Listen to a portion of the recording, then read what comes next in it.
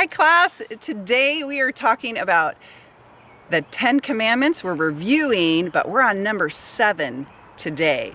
So first we're going to review 1 through 6. So let's invite Morris the Moose and see if he remembers any of the 10 Commandments we've learned. Hi. Hi Morris! So I want to know if you remember the first one that we learned of the 10 Commandments. Don't run with your shoes untied. Morris, no, that's not right. I mean, you shouldn't run with your shoes untied, but what I'm saying is the one about love God and put Him first. Oh, remember? Yeah. I Okay. remember. All right. What about the second one? It has to do with God again. That's going to be your clue. You should always talk to God every day. Ooh, I like that one. It is kind of like that. It's praise and worship God only. Yes, that's what I meant. Yes. Ah, yeah, nice. What's the third one? See if you guys can remember too before Morris. I think number 3 is you should keep God's name holy. You got it. Nice job. Good job. Number 4 has to do about, I'll give you a hint, not working super hard every day with no breaks. What might that be? Oh, don't work hard ever. No, about keeping the Sabbath holy, Oh, remembering to right. take time for God Yes. and for resting. One day, yes. Take the rest for God. Yeah, okay. Number 5, this is really important, and I think the parents will really like this one, Morris. What would your mom and dad really like you to remember? To honor your mom and dad. Yeah, honor and obey your parents. Yeah, I like that one. What about number 6? Do you remember that one? You guys remember which one we learned? It's been a while. Don't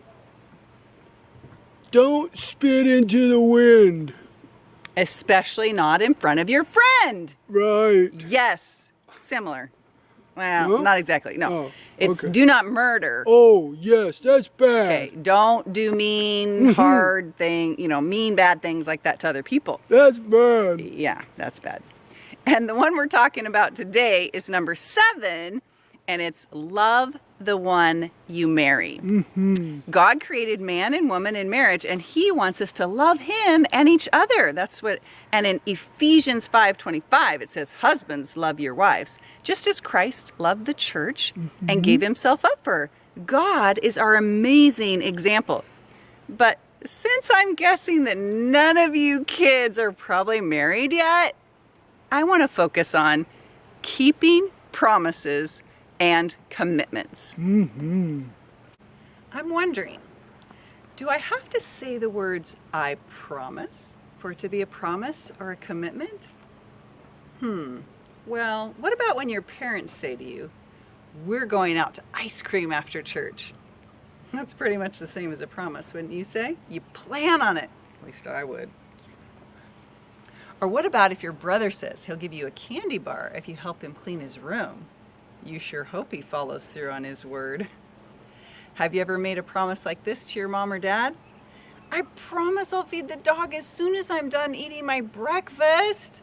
The dog sure hopes so. Well, God keeps His promises.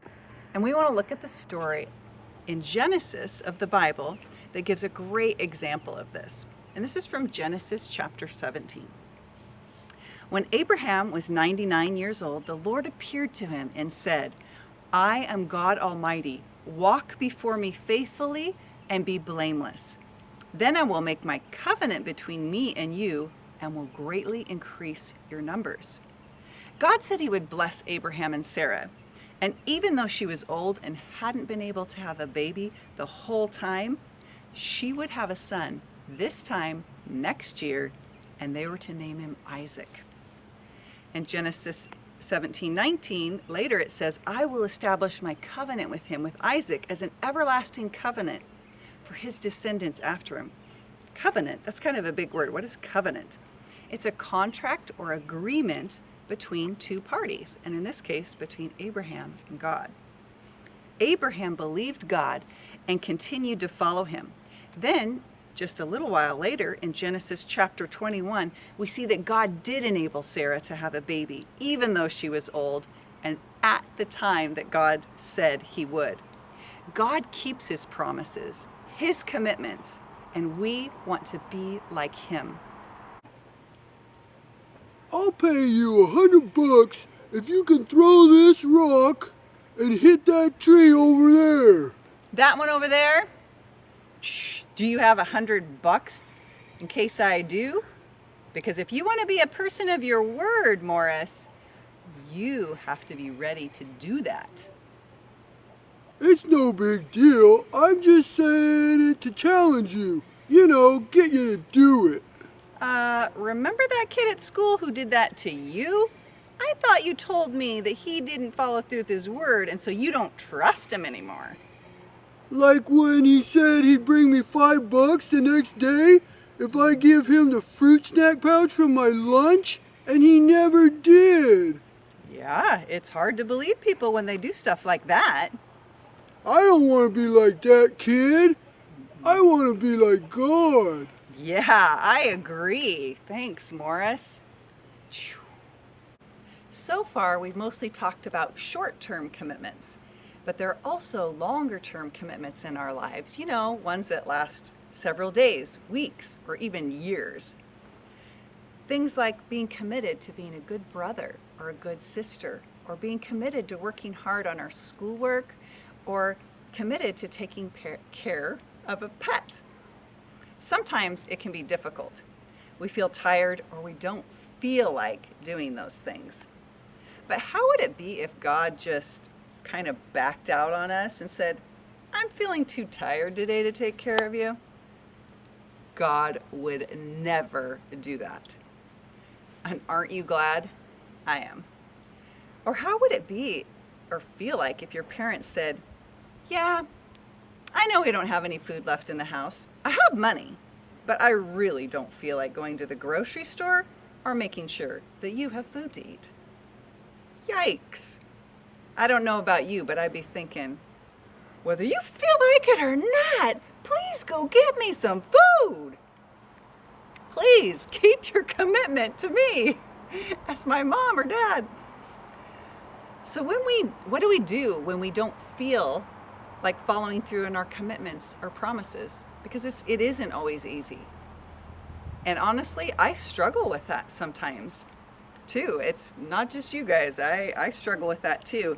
And something that's been helping me is when I realize that I need to call on God for his strength and for his filling in those times, because he's faithful to keep his commitments to us. So if we call on him, he can help us to keep our commitments. I want to leave you with a Bible verse that I really like, and it's in Galatians 6:9. Let us not become weary in doing good, for at the proper time we will reap a harvest if we do not give up. God has important missions he has for each one of us, including you, to engage in. What is God calling you to be committed to and to follow through with? I think that's a really important question to ask. Is it learning to keep your word by doing what you say you'll do? Is it faithfully being a good big brother or sister, or maybe a younger brother or sister, a little brother or sister that's sharing or kind? For me, being a big sister was my absolute favorite role. It was my job, and I knew it was an important job, and I poured my heart into it. I feel like with God's help filling me and his heart filling me, I was able to be a blessing to my sister and my brothers and even my parents. I think you remember this chicken. This is Snow White. And sometimes we don't feel like feeding the chickens, but we still do it anyway. But one of the perks of feeding the chickens and keeping them healthy is that you can get eggs from them sometimes. Like this. Woohoo! We have to feed our dog Gracie every morning and give her water, but sometimes, come here, sit. Sometimes we forget to feed her water and food, so we have to remind each other that she needs fed. But with feeding her comes a great satisfaction of following through with our commitment and getting her to love us and have quality time. Yeah, good girl. Whew! We've been working hard out here in the garden, getting everything ready, and we got some seeds in the ground, and we don't always feel like watering the plants. But it's super fun at the end of the summer when we get to harvest all our vegetables. And if we stick with it and keep things watered and keep them fertilized, we get a bunch of vegetables that taste really good. Are you getting the picture? Things of value may take work, but it's worth it. When we don't give up, we get to reap the benefits, and so do others. God is someone who keeps his promises and his commitments, and we want to be like him.